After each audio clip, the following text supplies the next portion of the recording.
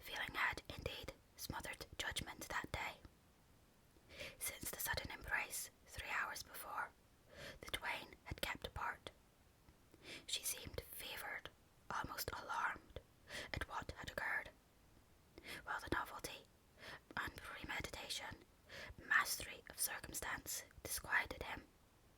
Palpitating, contemplative being that he was, he could hardly realize their true relations to each other as yet, and what their mutual bearing should be before third parties thenceforward. Angel had come as a people to this theory in the idea that this temporary existence here was to be the merest episode in his life, soon passed through and early forgotten. He had come as to a place from which, as from a screened alcove, he could calmly view the absorbing world without, and, apostrophizing it with Walt Whitman, crowds of men and women attired in their usual costumes. How curious you are to me. Resolve upon a plan for plunging into the world anew. But behold, the absorbing scene had been imported hither.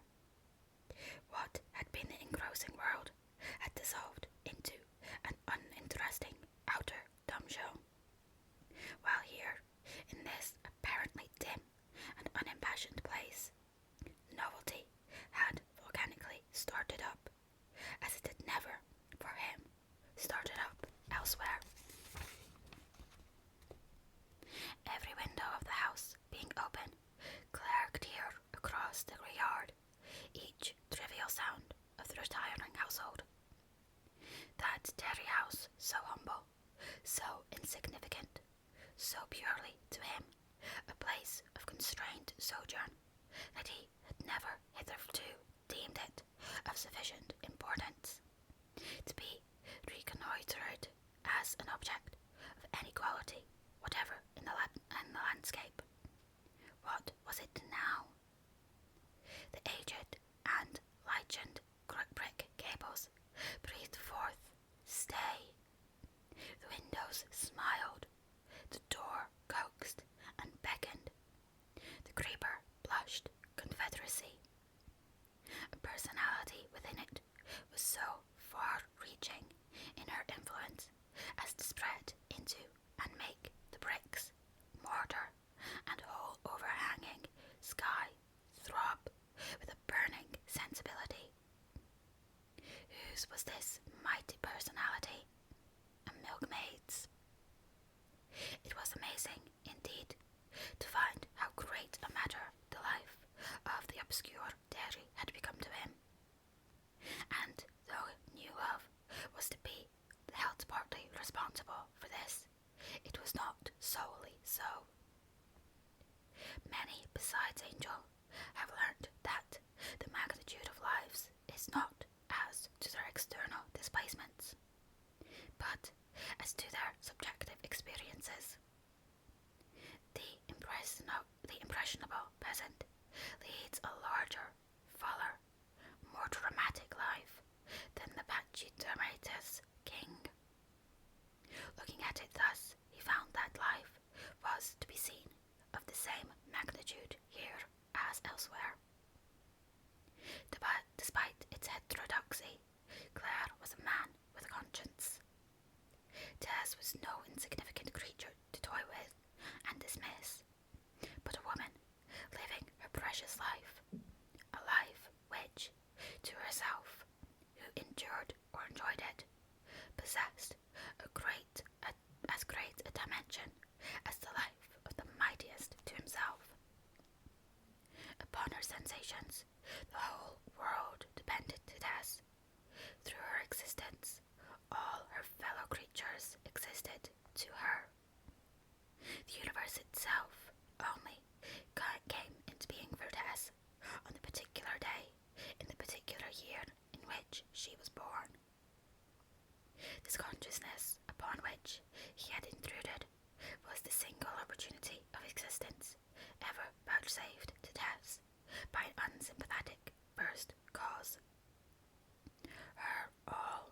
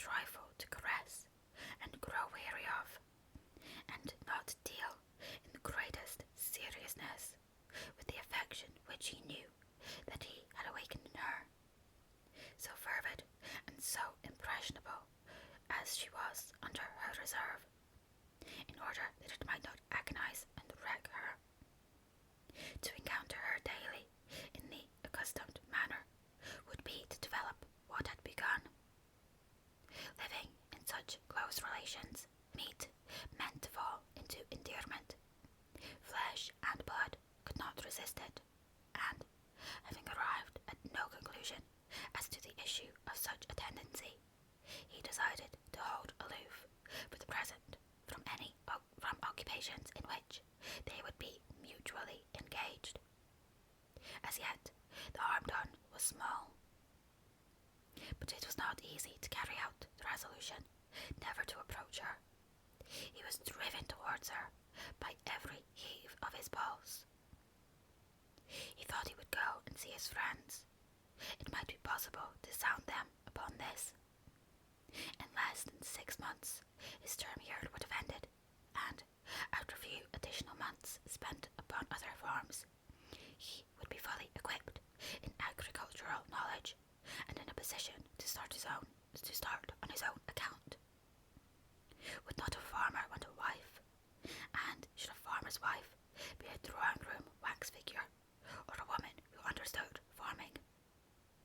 Notwithstanding the pleasing answer returned to him by silence, he resolved to go his journey.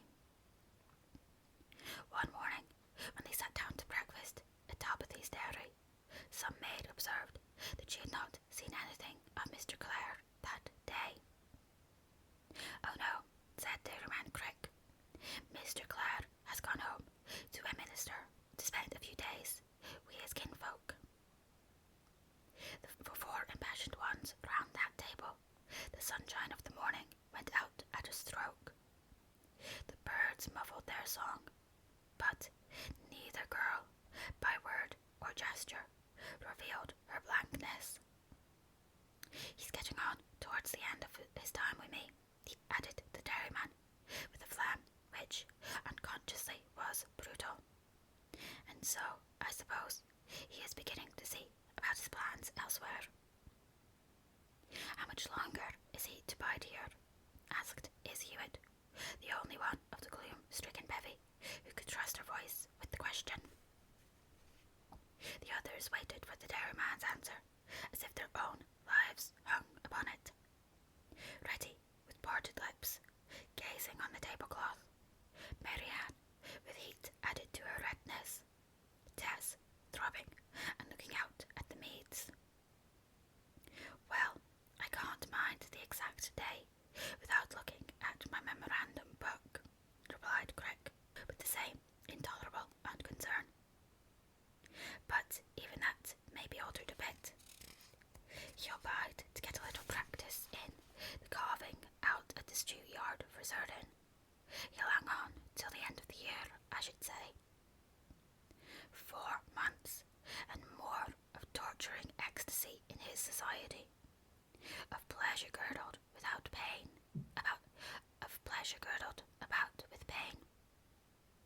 After that, the blackness of unutterable night." At this moment of the morning, Angel Clare was riding along a narrow lane, 10 miles distant from the breakfasters, in the direction of his father's vicarage at Minster, carrying as well as he could a little basket which contained some black puddings and a bottle of mead, sent by Mrs. Crick, with her kind respects to his parents. The white lane stretched before him, and his eyes were upon it, but they were staring into next year, and not at the lane. He loved her. Ought he to marry her? Dared he to marry her? What would his mother and his brothers say? What would he himself say a couple of years after the event? That would depend whether the germs of staunch comradeship underlay the temporary emotion, or whether it were a serious, sensuous joy in her form only, with no substandard of everlastingness. Her father's hill-surrounded little town, the Tudor church tower of red stone, the clump of trees near the vicarage, came at last into view beneath him, and he rode down towards the well-known gate. Casting a glance in the direction of the church before entering his home, he beheld, standing by the vestry door, a group of girls of ages between 12 and 16, apparently awaiting the arrival of some other one, who in a moment became visible,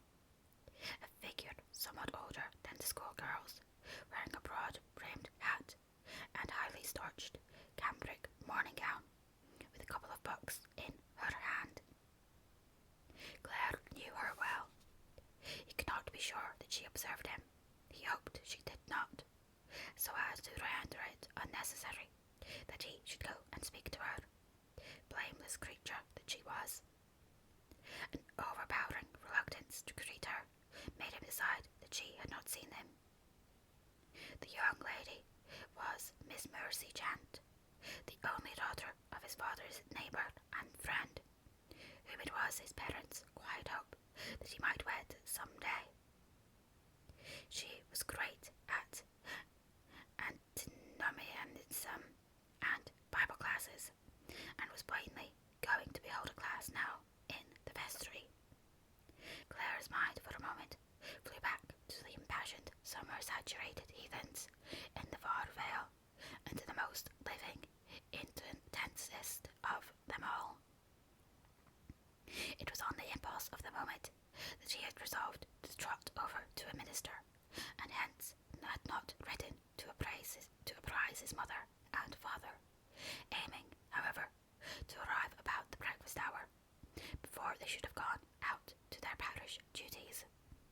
He was a little late, and they had already sat down at the morning meal. The group at table jumped up to welcome him as soon as he entered. They were his father and mother, his brother, the Reverend Felix, curate at a town in the adjoining county, home for the inside of a fortnight, and his older brother, the Reverend Cuthbert, the classical scholar and fellow and dean of his college, down from Cambridge for the long vacation. His mother appeared in a cap and silver spectacles, and his father looked what in fact he was, an earnest, God-fearing man, somewhat gaunt in years, about 65. His pale face lined with thought and purpose. Over the heads hung the picture of Angel's sister, the eldest of the family, 16 years his senior, who had married a missionary and gone out to Africa. Old Mr. Clare was a clergyman of a type which, within the last 20 years, has well nigh dropped out of contemporary life. A spiritual descendant in the direct line from Wycliffe, Huss, Luther, Calvin, an evangelical of the evangelicals, a conversionist, a man of apostolic simplicity in life and thought. He had, in his raw youth, made up his mind, once for all, on the deeper questions of existence, and admitted no further reasoning on them thenceforward. He was regarded, even by those of his own date and school, of thinking as extreme, while, on the other hand, those totally opposed to him were unwillingly won to admiration for his thoroughness, and for the remarkable power he showed in dismissing all questions as to principles, in his energy for applying them. He loved Paul of Tarsus, liked St. John, hated St. James as much as he dared, and regarded Timothy and Titus with mixed feelings. The New Testament was less a Christiade than a Paulade to his intelligence, less an argument than an intoxication. His creed of determinism was such that it almost amounted to a vice, and quite anointed on its negative side to a remunerative philosophy which had cousinship with that Scoffhoner and Leopardi. He despised the canons and the rubric, swore by the articles, and deemed himself consistent through the whole category, which, in a way, he might have been. One thing he certainly was, sincere. To the aesthetic, sensuous pagan, pleasure in natural life and lush womanhood, which his son, Angel, had lately been experiencing in Far Vale, his temper would have been antipathetic to in a high degree, had he either by inquiry or imagination been able to apprehend it. Once upon a time, Angel had been so unlucky as to say to his father, in a moment of irritation, that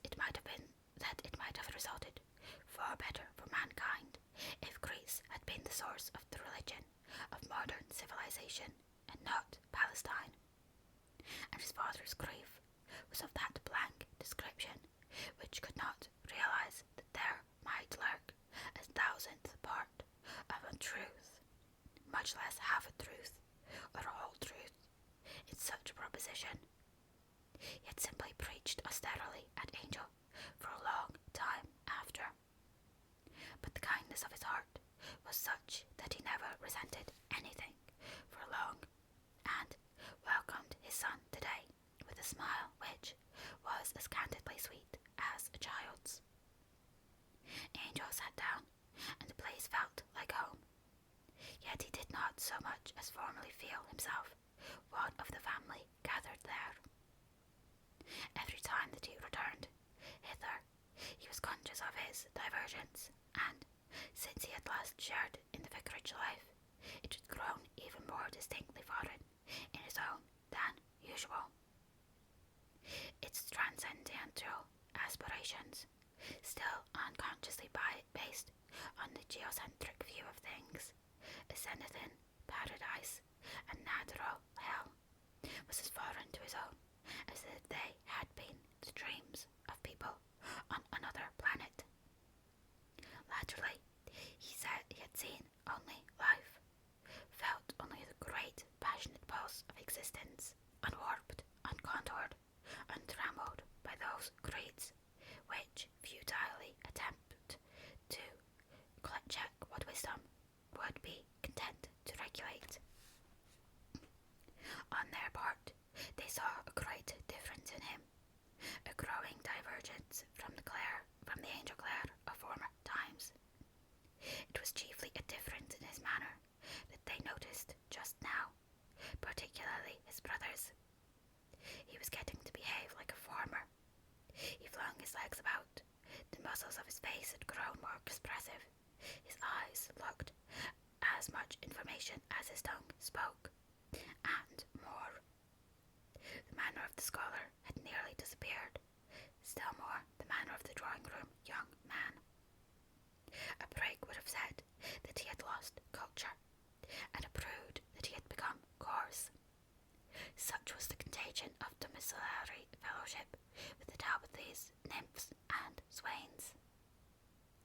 After breakfast, he walked with his two brothers, non-evangelical, well-educated, hall-marked young men, correct to their remotest fibre, such unimpeachable models as are turned out yearly by the lathe of a systematic tuition. They are both somewhat short-sighted, and when it was the custom to wear a single eyeglass and string, they wore a single eyeglass and string.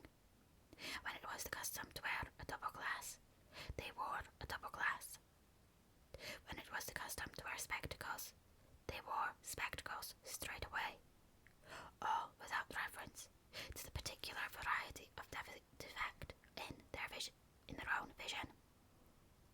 When Wordsworth was enthroned, they carried pocket copies, and when Shelley was belittled, they allowed them to grow dusty on their shelves.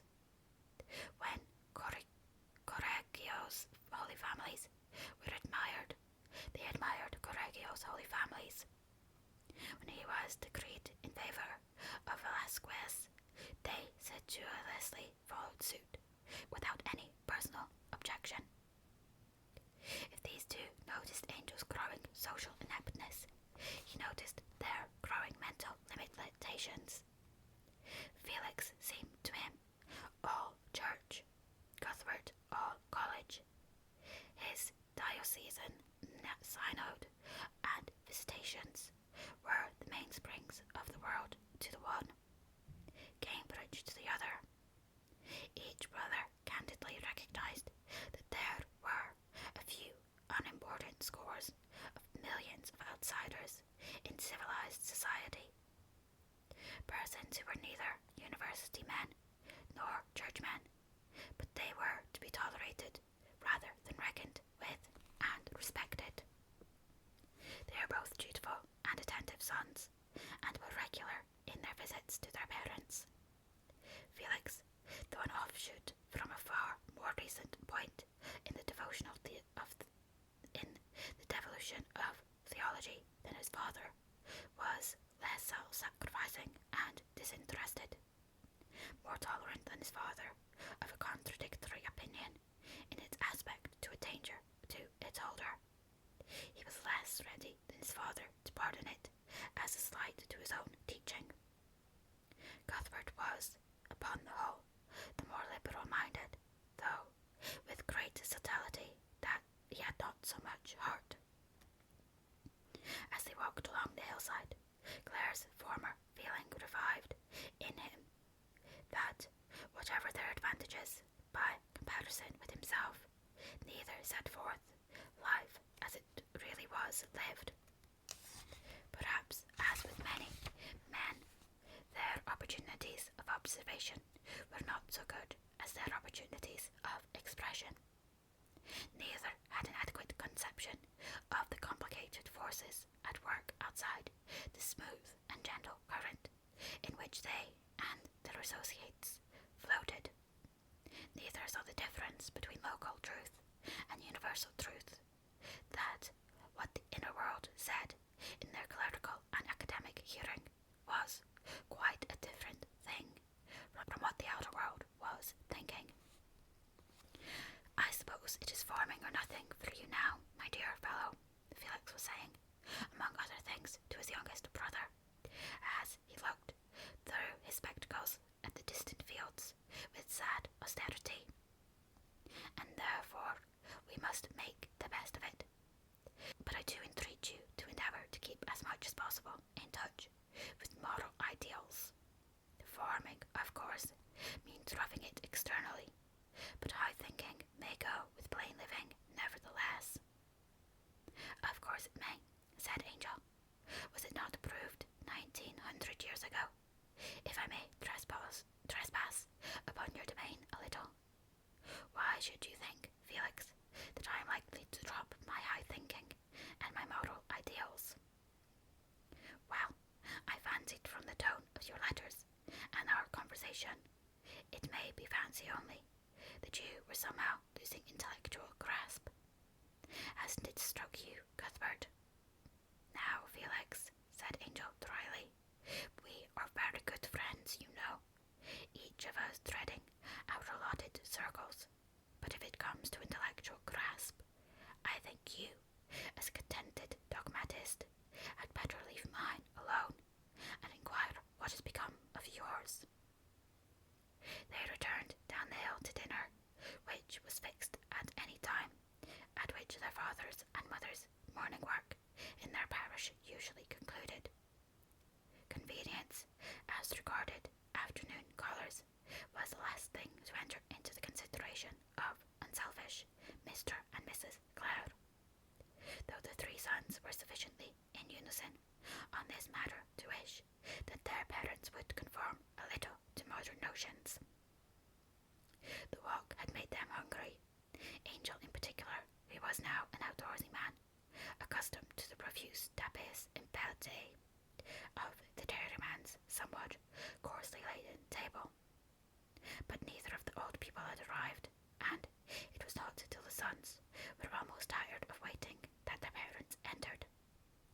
The self-denying pair had been occupied in coaxing the appetites of some of their sick parishioners, whom they, somewhat inconsistently, tried to keep imprisoned in the flesh, their own appetites being quite forgotten. The family sat down to table, and a frugal meal of cold viands was deposited before them. Angel looked round for Mrs. Crick's black puddings, which he had directed to be nicely grilled, as they did them at the dairy, and of which he wished his father and mother to appreciate the marvellous herbal savours as highly as he did himself. "Ah, you are looking for the black puddings, my dear boy," observed Claire's mother, "but I am sure you will not mind doing without them, as I am sure your father and I shall not, when you know the reason." I suggested to him that we should take Mrs. Crick's kind present to the children of the man who can earn nothing just now because of his attacks of delirium tremens, and he agreed that it would be a great pleasure to them, so we did.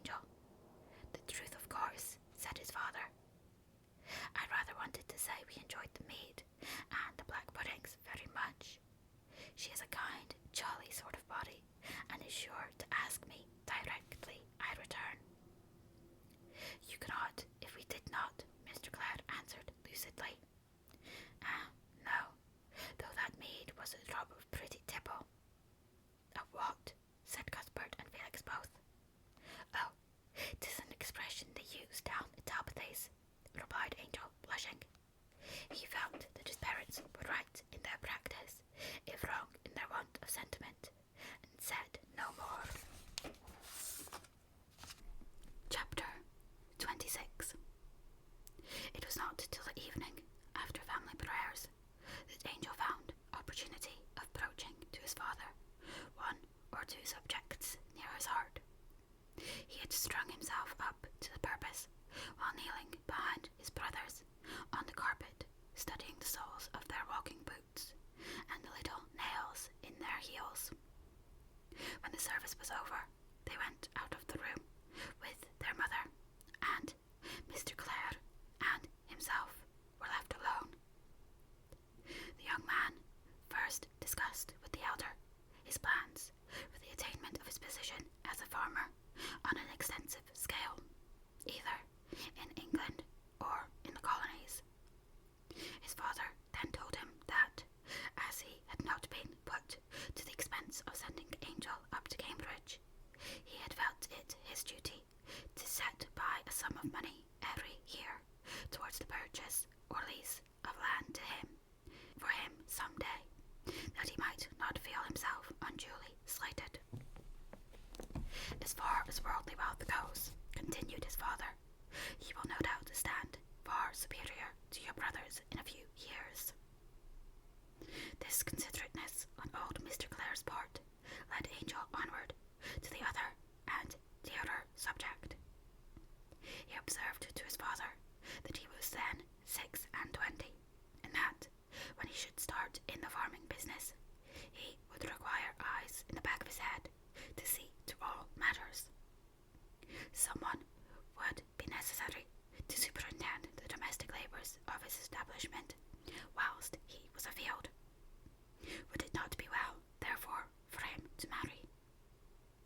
His father seemed to think this idea not unreasonable, and then Angel put the question, what kind of wife do you think would be best for me as a thrifty, hard-working farmer? A truly Christian woman who will be a help and a comfort to you in your goings out and your comings in. Beyond that, it really matters little. Such an one can be found, indeed, my earnest-minded friend and neighbour, Dr. Chant. But ought she not primarily to be able to milk cows, churn good butter, make immense cheeses, know how to sit hens and turkeys, and rear chickens, to direct a field of labourers in an emergency, and estimate the value of sheep and calves? Yes, a farmer's wife. Yes, certainly. It would be desirable. Mr. Clare, the elder, had plainly never thought of these points before. I was going to add, he said, that for a pure and saintly woman, you will not find one more to your true advantage, and certainly not more to your mother's mind and my own, that your friend, Mercy, whom you used to show a certain interest in.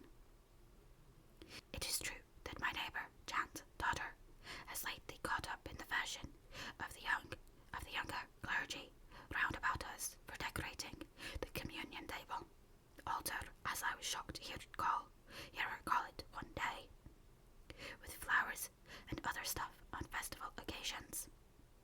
But her father, who is quite as opposed to such flummery as I, says that can be cured.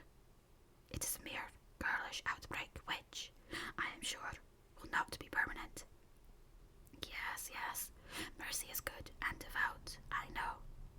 But, father, don't you think that a young woman equally pure and virtuous as Miss Chant, but one who, in place of that lady's ecclesiastical accomplishments, understands the duties of farm life as well as a farmer himself, would suit me infinitely better?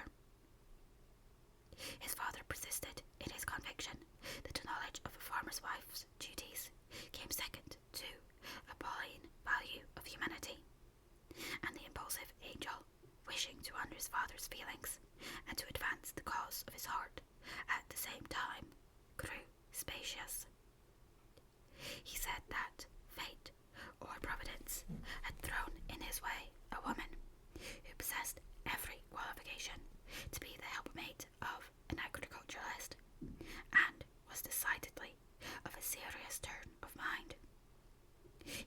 say whether or not she had attached herself to the sound, low church school of his father, but she would probably be open to conviction on that point. She was a regular churchgoer of simple faith, honest-hearted, receptive, intelligent, graceful to a degree, virtuous as a vestal, and, in personal appearance, exceptionally beautiful. Is she of a family such as you would care to marry into?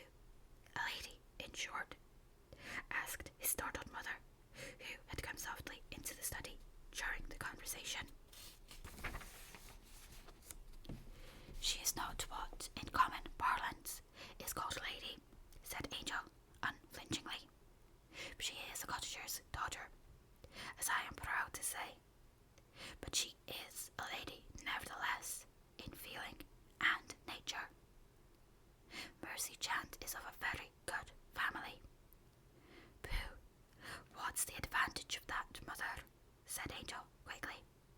How is family to avail the wife of a man who has to rough it, as I have and shall have to do? Mercy is accomplished, and accomplishments have their charm, returned his mother, looking at him through her silver spectacles. As for external accomplishments, what will be the use of them in the life I am going to lead? While, as to her reading, I can take that in hand. She'll be apt pupil enough, as you would say if you knew her. She's brimful of poetry, actualized poetry, if I may use the expression.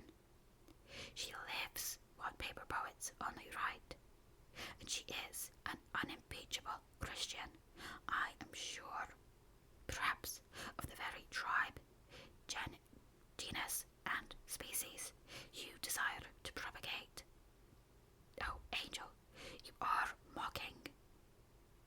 Mother, I beg pardon, but as she really does attend church almost every Sunday morning, and is a good Christian girl, I am sure you will tolerate any social shortcomings for the sake of that quality, and feel that I may do worse than choose her.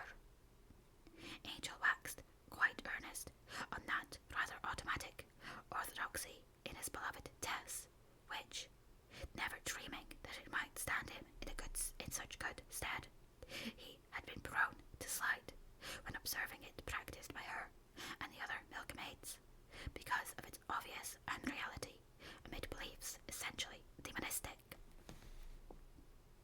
In their sad doubts as to whether their son had himself any right whatever to the title he claimed for the unknown young woman, Mr. and Mrs. Clare began to feel it as an advantage not to be overlooked, that she at least was sound in her views, especially as the conjunction of the pair must have arisen by chance or providence.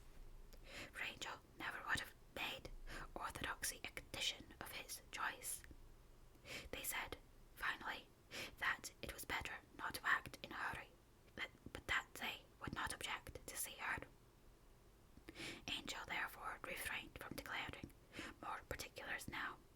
He felt that, single-minded and self-sacrificing as his parents were, there yet existed certain latent prejudices of theirs, as middle-class people, which would require some tact to overcome. For, though legally at liberty to do as he chose, and though their daughter-in-law's qualifications could make no practical difference to their lives, in the probability of her living far away from them, he wished, for affection's sake, not to wound their sentiment in the most important decision of his life.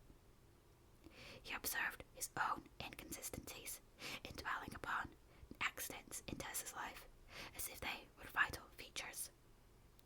It was for her that he loved Tess, her soul, her heart, her substance, not for her skill in the dairy, her aptness as his scholar, and certainly not for her simple, formal faith profession.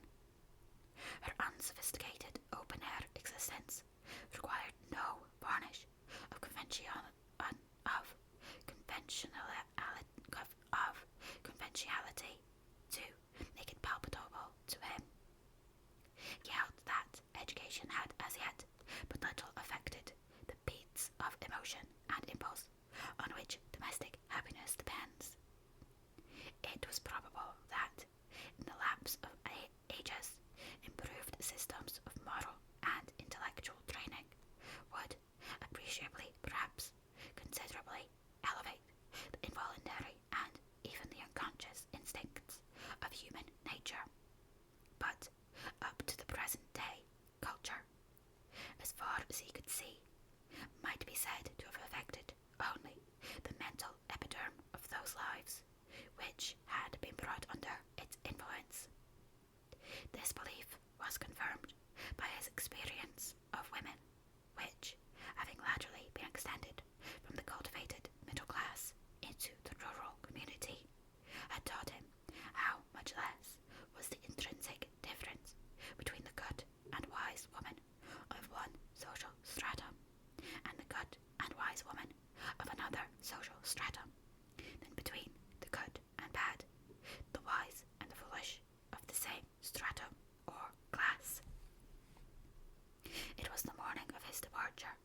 His brothers had already left the vicarage to proceed on a walking tour in the north, whence one was to return to his college and the other to his curacy. Angel might have accompanied them, but preferred to rejoin his sweetheart at Talbothays. He would have been an awkward member of the party, for, though the most appreciative humanist, the most ideal religionist, even the best versed Christologist of the three, there was an alienation in the standing consciousness that his squareness would not fix the round hole that had been prepared for him. To neither Felix nor Cuthbert had he ventured to mention Tess. His mother made him sandwiches, and his father accompanied him on his own mare a little way along the road. Having fairly well advanced his own affairs, Angel listened in a willing silence as they jogged on together through the shady lanes to his father's account of his parish difficulties and the coldness of brother clergymen whom he loved because of his strict interpretations of the New Testament by the light of what they deemed a pernicious Calvinistic doctrine. Pernicious, said Mr. Clerk with genial scorn, and he proceeded to recount experiences which would show the absurdity of that idea. He told of wondrous conversions, of evil livers, of which he had been the instrument, not only amongst the poor, but amongst the rich and well-to-do. And he also candidly admitted many failures. As an instance of the latter, he mentioned the case of a young upstarter, squire named d'Urberville, living some 40 miles off, in the neighbourhood of Tantridge.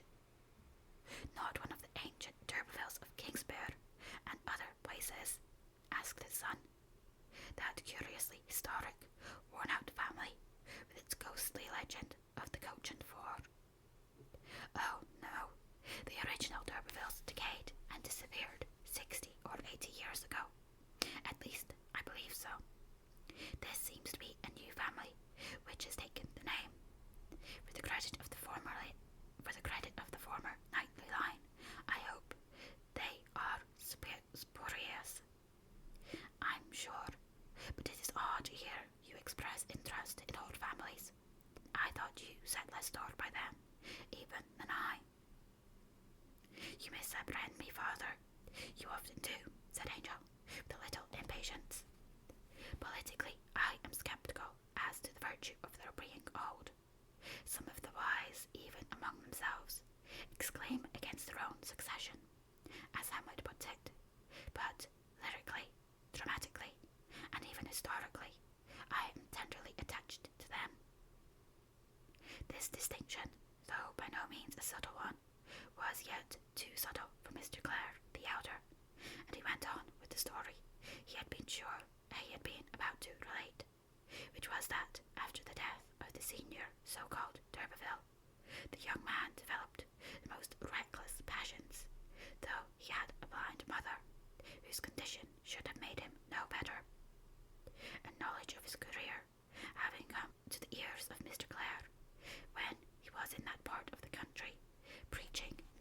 sermons.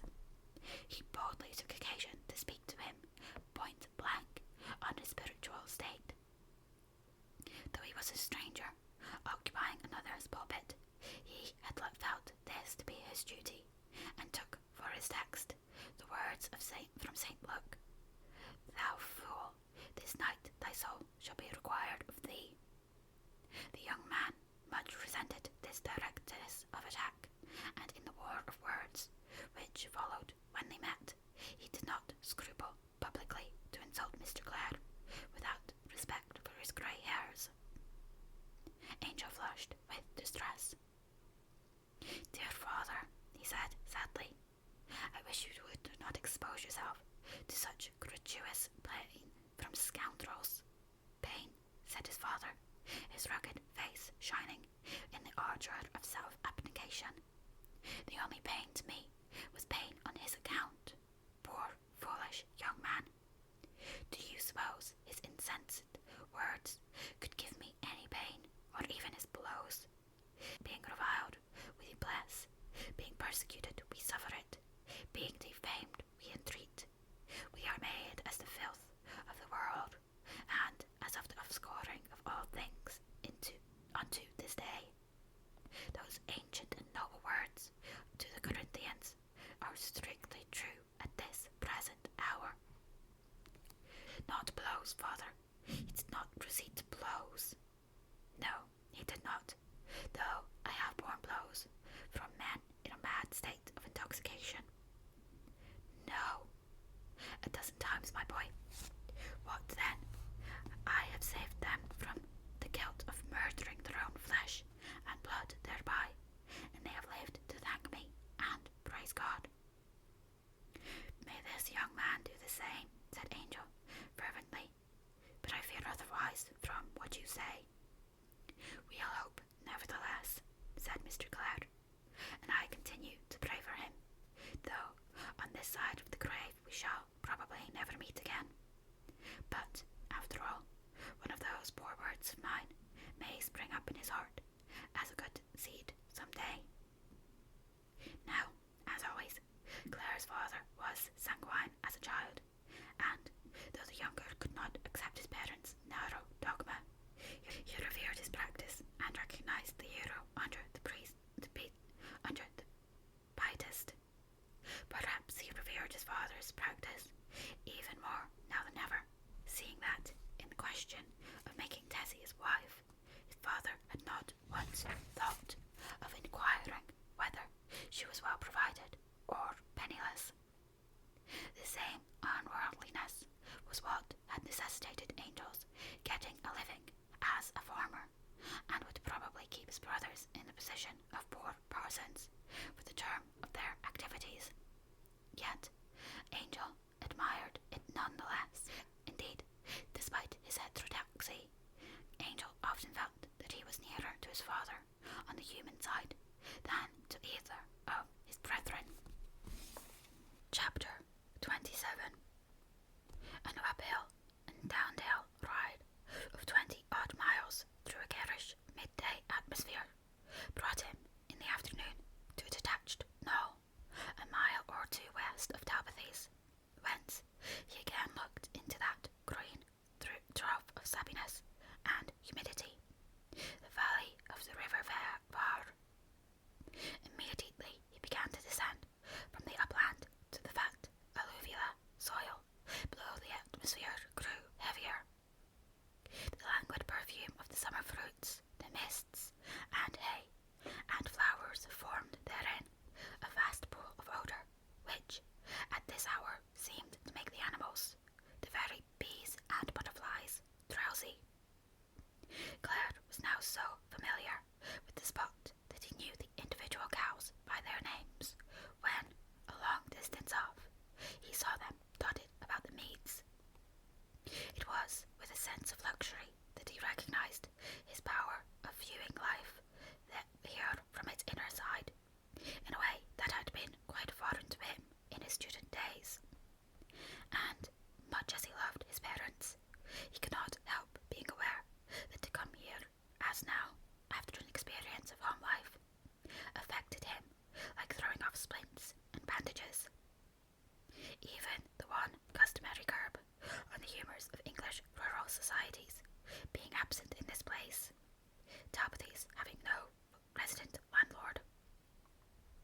Not a human being was out of doors at the dairy. The denizens were all enjoying the usual afternoon nap of an hour or so, which the exceedingly early hours kept in summertime rendered a necessity. At the door, the wood-hooped pails, sodden and bleached by infinite scrubbings, hung like hats on a stand upon the forked and peeled limb of an oak fixed there for that purpose, all of them ready and dry for the evening milking. Angel entered and went through the silent passages of the house to the back quarters, where he listened for a moment. Sustained snores came from the courthouse, where some of the men were lying down. The grunt and squeal of sweltering pigs arose from the still farther distance. The large-leaved rhubarb and cabbage plants slept too, the broad, limp surfaces hanging in the sun like half-closed umbrellas. He unbridled and fed his horse, and as he re-entered the house, the clock struck 3. 3 was the afternoon skimming hour, and with the stroke, Claire heard the creaking of the floorboards above, and then the touch of a descending foot on the stairs. It was Tess's, who in another moment came down before his eyes. She had not heard him enter, and hardly realized his presence there. She was yawning, and he saw the red interior of her mouth, as if it had been a snake's. She had stretched one arm so high above her coiled-up cable of hair that he could see its satin delicacy above the sunburn. Her face was flushed with sleep, and her eyelids hung heavy over her pupils. The brimfulness of her nature breathed from her. It was a moment when a woman's soul is more incarnate than at any other time, when the most spiritual beauty bespeaks itself flesh, and sex takes the outside place in the presentation. Then those eyes flashed brightly through their filmy heaviness before the remainder of her face was well awake. With an oddly compounded look of gladness, shyness, and surprise, she exclaimed, "Oh, Mr. Clare, how you frightened me! There had not at first been time for her to think of the changed relations which his declaration had introduced, but the full sense of the matter rose up in her face when she encountered Clare's tender look as he stepped forward to the bottom stair. "Dear, darling Tessie," he whispered, putting his arm round her and his face to her flushed cheek. "Don't, for heaven's sake, Mr. me any more. I've hastened back so soon because of you." Tess's excitable heart beat against his by way of reply, and there they stood upon the red brick floor of the entry, the sun slanting in by the window upon his back, as he held her tightly to his breast. Upon her inclining face, upon the blue veins of her temple, upon her naked arm and her neck, and into the depths of her hair. Having been lying down in the clothes, she was warm as a sunned cat. At first, she would not look straight up at him, but her eyes soon lifted, and his plumbed the deepness of the ever-varying pupils with their radiating fibrils of blue and black and grey and violet, while she regarded him as Eve, at her second waking, might have regarded Adam. "I've got to go a-skimming," she pleaded, "and I have only old Bet Deb to help me today. Mrs. Crick is gone to market with Mr. Crick, and Reddy is not well, and the others are gone out somewhere and won't be home till milking." As they retreated to the milk house, Deborah Viander appeared on the stairs.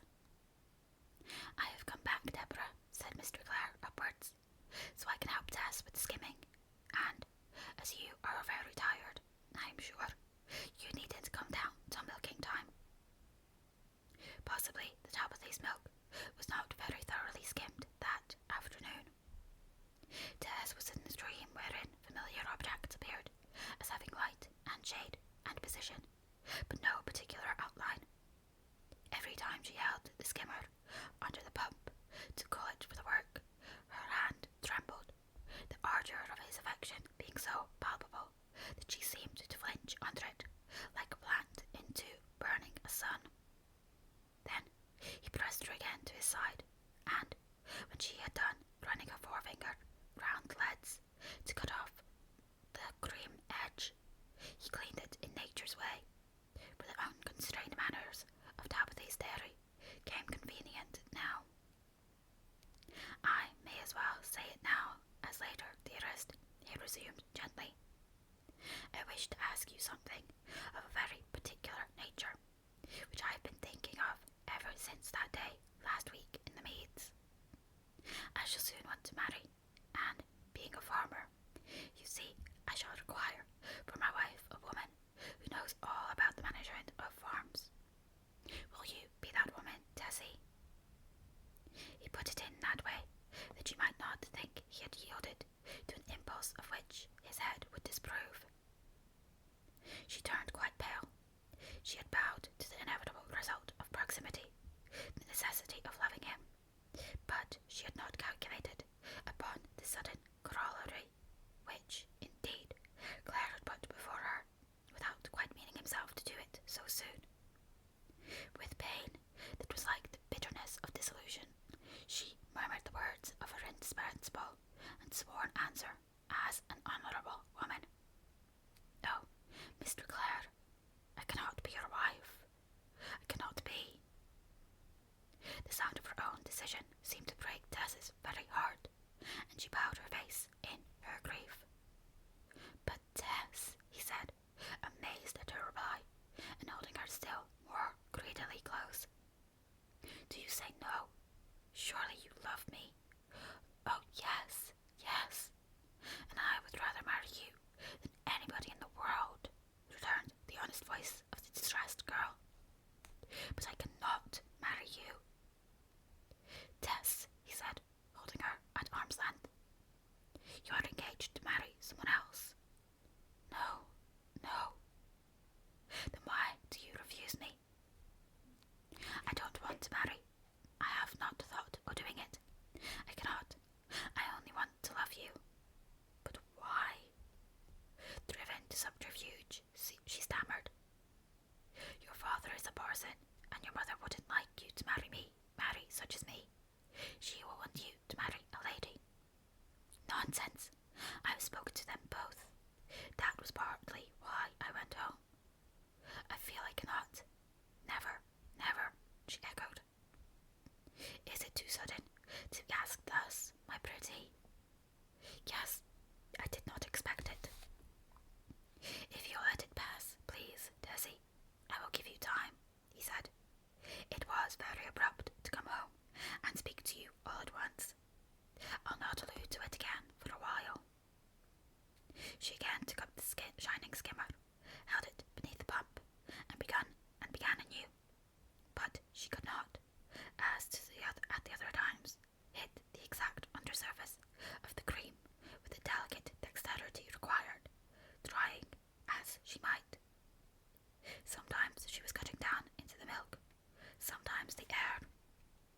She could hardly see, her eyes having filled with two blurring tears, drawn forth by a grief which, to this her best friend and dear advocate, she could never explain. I can't skim. I can't, she said, turning away from him. Not to agitate and hinder her longer, the gentle Clare began talking in a more general way. You quite misapprehend my parents. They are the most simple-mannered people alive, and quite unambitious. They are two of the few remaining evangelical school. Tessie, are you an evangelical? I don't know. You go to church very regularly, and our parson here is not very high, they tell me. Tess's ideas on the views of the parish clergyman, whom she heard every week, seemed to be rather more vague than Clare's, who had never heard him at all. I wish I could fix my mind on what I hear there more firmly than I do, she remarked.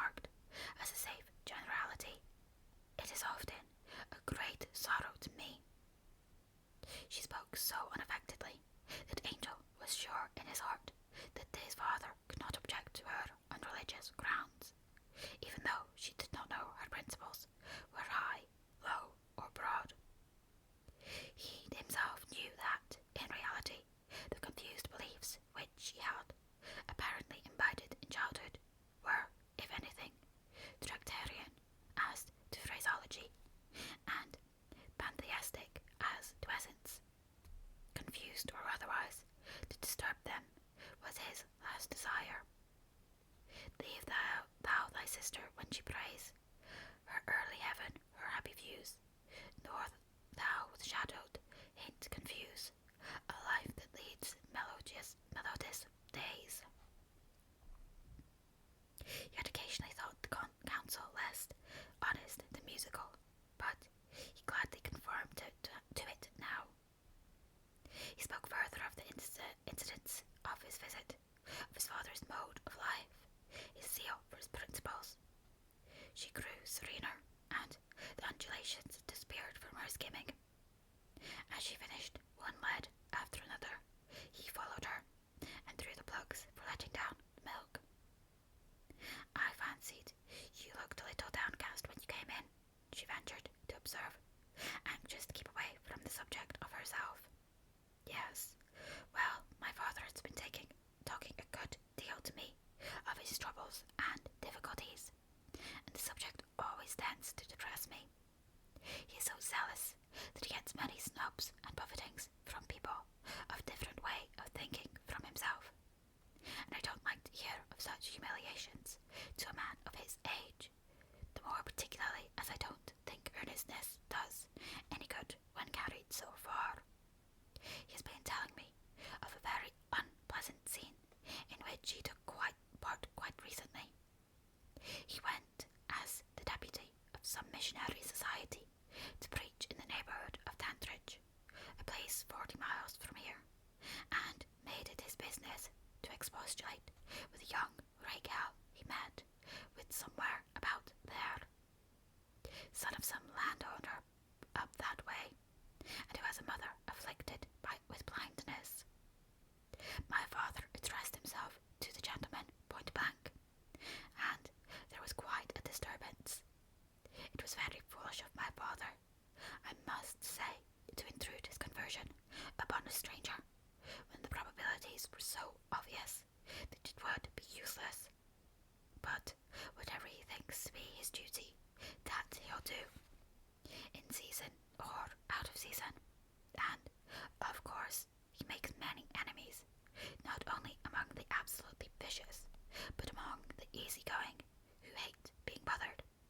He says he glories in what happened, and that good may be done indirectly. But I wish he would not so wear himself out now. He is getting old, and would leave such pigs to their wallowing. Tess's look had grown hard and worn, and her ripe mouth tragical, but she no longer showed any tremulousness. Claire's revived thoughts of his father prevented his noticing her particularly, and so they went on down the wide row of liquid rectangles till they had finished and drained them off.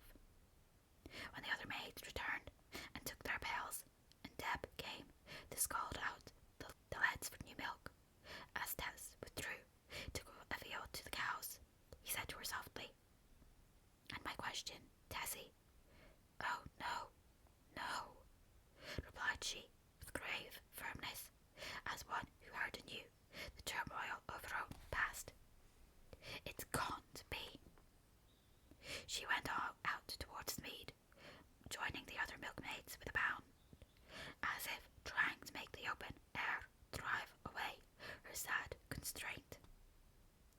All the girls drew onward to the spot where the cows were grazing in the farther mead, the bevy advancing with the bold grace of wild animals, the reckless, unchastened motion of women accustomed to unlimited space, in which they abandon themselves to the air as a swimmer to the wave. It seemed natural enough to him